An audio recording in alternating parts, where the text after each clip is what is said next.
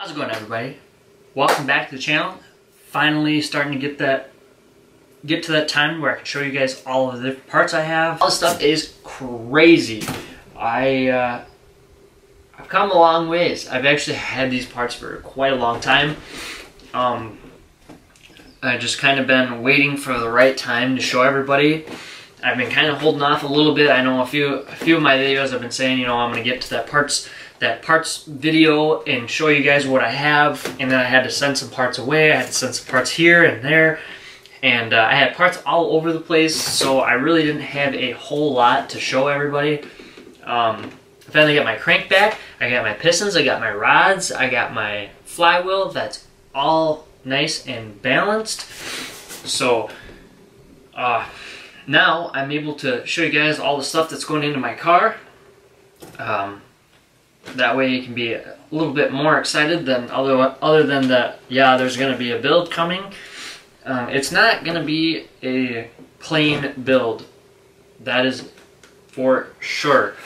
So, at the last of one of my Evo X exhaust video, the testing of the exhaust, I showed this thing. This is my Precision 6466. It's a dual ball bearing, coated hot side 82 AR. I actually upgraded this. I originally wanted to start out with a 5858 journal bearing when I planned on just doing little stuff, maybe being 450 or whatever I was going to have on pump gas. And then something in me, I don't know what, saw a 6466 and decided to sell the brand new turbo that I had and buy this. The purple is done by me. We're not going to get into that right now. I may do some powder coating in the future here. I found out that illusion colors I am not the greatest at, but solid colors, I'm your guy. So we're going to get right into all the turbo stuff. I bought ETS pretty much everything. It was hard to pick and choose. I was on the fence between some of the stuff that Sheepy made and the ETS stuff. All in all, I really liked ETS's top mount. So I bought their V-band kit. This is a V-band for the turbo and dual wastegate. So this is going to sit on the back of your heads. Turbo up top, wastegates right here. We got two tile 38mm wastegates. Purple, of course. So I got these to go on there. Those will mount on there, along with the dual pipes that goes on them. Dump tubes shoot flames at the ground. You gotta have them. At least I gotta have them. I don't enjoy that closed exhaust. It's just not for me. So, anyways, we also got the V-band, the downpipe. Comes with all this stuff. It's great welds. ETS has always got some really nice stuff. So I got some other stuff, drain hose or oil drains for the turbo, feed lines for the turbo, V-band stuff that comes with. Let's put this back here. All right. So also we have our ETS 4-inch wrinkle black intake. I already have one of the couplers on there. I was just kind of fitting stuff, making sure everything fit. So we got, and then it also came with the 3.5 MAF sensor housing. I already have my MAF in there. I didn't want to lose any of the screws or break the sensor, so I figured it'd just be best to keep that in there. We have, obviously it comes with their Velocity Stack K&N filter, heat shield, all the accessories for those to mount, and What else do we got here? We got some couplers, some other stuff for intercooler piping. Oh, also ETS. This bad boy. The ETS 4-inch. I couldn't really make up my mind on what I wanted to get. I actually bought a Sheepy 3-inch, and I was kind of looking at it. I was like, you know, that seems a little small. And also, the Sheepy did not have these right here. I really wanted to have the side mounts. I wasn't sure that the mounts on the bottom here were on my car still, because when I got my car and checked out the way the stock intercooler was mounted, and it was just horrendous, and I wasn't even sure that that bracket was there. It was all bent up, and it's pretty much garbage. So I got the 4-inch, one of the fattest intercoolers I think I've ever bought. I'm super excited to see that on the front of my car. I love front mount intercoolers, especially from ETS. I've used a lot of intercooler stuff from them before on my Evo 8 when I had that, and worked great.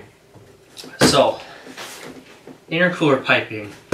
Now, I would love to show you my lower intercooler piping, but since that will probably never show up, I don't even know if I really want to go into that. Just to put it in perspective, I ordered it in October last year. Spent more than enough money on it for a custom fab. I mean, it's really not a custom fab, but apparently they make all their work, whatever. I'm not about to blow them up or anything, but I will say it is definitely ridiculous that I can't get a hold of them, unfortunately. That was for a tile flanged lower intercooler piping. I was actually super excited to have that before I ripped the car apart, because I kind of wanted to put what I had. I bought this Teal QR. I kind of wanted to hear what it sounded like, but never showed up. Can't get a hold of them, so what can you do?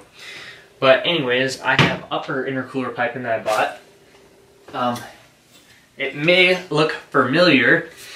This was on one of the videos, well, not really, but it was just kind of in an engine bay picture from when I was doing my headlights. I didn't really plan on having this in there or showing anybody, but I just wanted to test fit it, being that it's not a name brand, so it kind of made me nervous to see, you know, how it would fit. And it fit really nice. It fit real snug. I'm not worried about it. It definitely holds boost the way it should. There's no leaks. So I definitely really like this, and this titanium is freaking sweet. So I really like the colors. We're gonna run with it. So we are gonna move this out of the way. I got stuff everywhere. Alright, so what's going on with the engine? Okay, so we shipped our block off to Mazworks. I made a decision that I didn't want to stick with stock sleeves. So I sent it to Mazworks. They are going to put sleeves in there for me. They are Darton wet sleeves, so I don't have to worry about anything anymore. So with that being said, that is going to be back hopefully within the next couple weeks here. They're just about done finishing up the process on it. So I got all my stuff back, like I said, from the machine shop. I have Manley I-beam rods, all balanced. ARP 2000 bolts for the cap studs. I have this one here. I have diamond pistons, which is actually something that I don't really see many people running in the Evo 10s, but I wanted to try this out. I've heard really good things about diamond, and I really wanted to try to set out. Most people run the Wiseco 1400 HDs and the Manley pistons, but I want to do something different. And I got some diamond coated pistons. Everything balanced, weight matched, of course. They are super, super nice. I went with the 9:1:1 compression, and they don't have the coating on the top, which I kind of wish I would have done, but with these I didn't get the coating on the top, but I have they are full skirt, dipped, and my wrist pin, I got an upgraded wrist pin. The stock wrist pin, or the wrist pin off the shelves, are pretty small. The thickness in the wrist pin was just a little too small for me. I want to make sure that I'm not yanking a pin out when I'm hiking this thing on high RPMs. I'm trying to make sure that I have no room for error for the stuff that I have. I want to say rebuild once, but obviously you can always tear your engine down, especially with being a high horsepower build. You want to make sure bearings and stuff and all that is good later on as well. They're not going to last forever, but I want to take as much preventative stuff as I can while I have the motor apart. So bearings, we're King Racing only, WPC treated rods and crank. I only bought one set of each for now. When we set our bearing clearances, you know, if we have to buy a different set to kind of make sure we get the clearances where we want, I will do that. But as far as right now, we have those one set ACL thrust washers, and of course the 625 pluses head studs.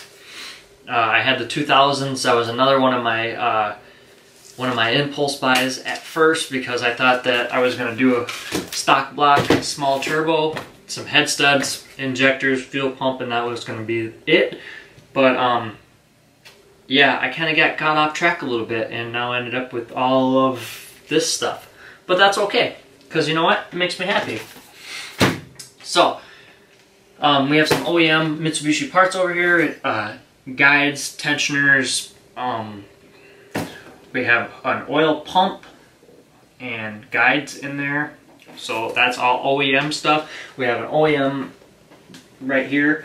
We have all OEM gaskets. I have actually an OEM head gasket that is left over. When I say left over is because I'm not using that. It came with the kit, but Mazworks wanted me to use a Tomei. So I have a Tomei head gasket. They wanted me to get a certain size, so I got that. I trust them because they build high horsepower cars all the time. Another thing we're putting on the engine is the AIT Super Damper. I was actually super excited to get this. This comes from Real Street Performance. I will say, I will give Real Street Performance a shout out, definitely. Real Street Performance is seriously, the guys there are top notch. They've helped me through everything that I've ever needed. You message them or you email them, they are right back on with their stuff. And you know, they don't waste any time. If you need an invoice, you need a part, and you say, hey, I need this, can you get it to me? They will, you know, hey, they'll double check with what you exactly need, make sure that, you know, there's no questions. Invoice, done. They are remarkable when it comes to any type of service, so I will definitely give them a thumbs up. Also, Matt Performance is the same. All you guys, the shipping is great. Matt Performance is also a little closer to me, so sometimes I even get stuff within the day or two. STM Tuned, they are also another great company. I got a lot of parts from them as well. And so, you know, all these companies they've never let me down, and I wanted to give them a good shout out, because you know what? People that give you good customer service and do well by you should get recognition.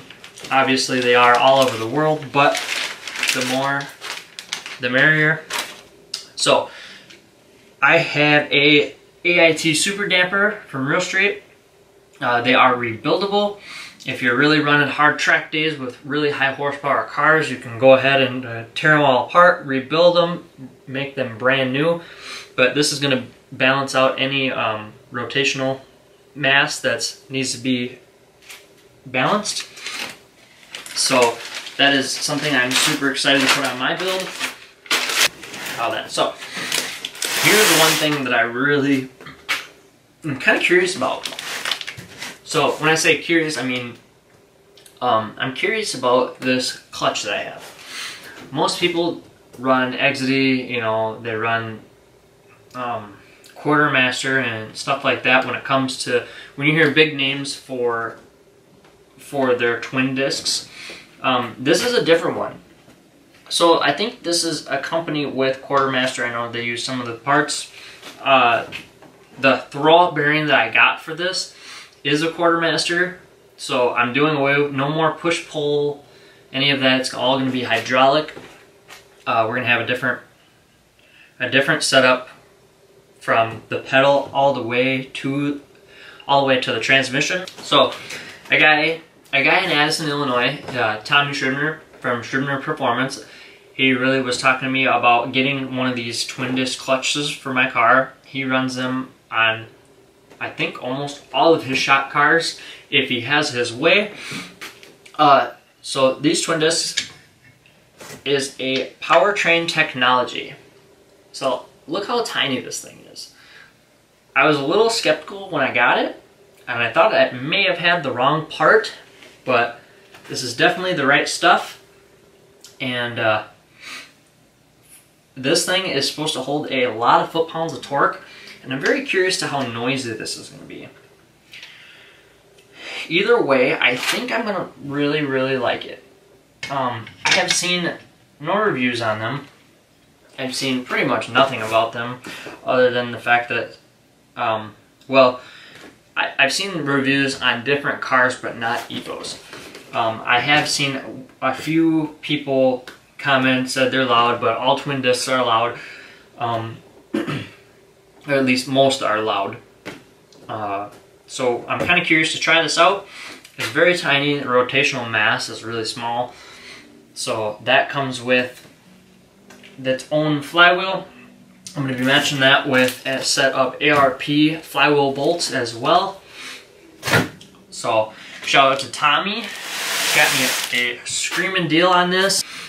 If you need a Powertrain Technology clutch for the Evo X or 8 or 9, he is the guy. So, alright. Fuel system. I don't have all my fuel system. I'm going to be working on that very soon. I've been trying to make sure that I got all that I need for my engine. Because I want to get that obviously together first before I start doing the whole fuel stuff. I have most of the main parts. I don't have fuel lines yet. I don't have return line yet. And I don't have fuel pressure regulator and pulse dampener yet. But those will be very soon. We're going to be doing a video on all of this stuff, of course. So to start off here, we're going to go straight in and go to fuel tank. The fuel pump that goes in the fuel tank, we have a Radium double pumper with dual 450s. That should be an awesome experience because it looks like it's kind of a pain. When you put them in there, you have to put this inside the tank one piece at a time and put those together. I believe they go like that. So that should be a fun project. Radium makes some really good stuff. I tell you what, the design of this bracket and this double pumper is crazy. I've actually did some research and I looked around before I bought this, and I'm kind of picky with certain things that I buy. If it looks cheap, I just don't want to. I don't want to spend money on it. I guess I could say, like, I know a lot of people when they do a 450 will upgrade that they modify their stock unit. And there's nothing wrong with that, but I just wanted something that I know I wasn't going to have any problems, because I know you had to drill out a part That way you have proper flow, and that, you know, so that way you don't have problems. I figured buying a double pumper and at least using one of 2 pumps to start with for when we do our pump gas tune, that would be plenty. Along with that, we got our Dishworks fuel pump relay rewire kit. Comes with all the wiring necessary, a relay and a fusible link. I may actually get 2 of those. I don't for sure know if I need one for each pump or not. I'm assuming so. Radium fuel. Very, very nice fuel rail. Super big compared to the stock stuff. I also have ID 1700cc injectors, which hopefully are not too big for my pump gas stuff. I talked to my tuner and he kind of said that, you know, it may be a little hard to dial in the overall idle. So we should see about how that's going to go. Hopefully we can get that dialed in. I'm sure we can, because he is a great tuner. I've seen a lot of his stuff, and I'm really anxious to work with him. I'm really anxious to do this whole tuning cycle and stuff. Before, the last car I had was all tuned before, you know, and I never did anything else. So it's going to be a learning curve when we do the test runs, doing the idles, and, you know, doing all the data logs. Other than that, I think that is about all for now. I'll show you most of the parts. Like I said, I don't have all the stuff. I'm getting really super excited to do all this stuff and get this thing on the road, because I really want to start making some power. I don't know exactly what kind of power it's going to make, especially we have no E85 around, and besides barrels, I could get barrels. That's about it. So, but other than that, that's the parts videos today. You guys have a good night.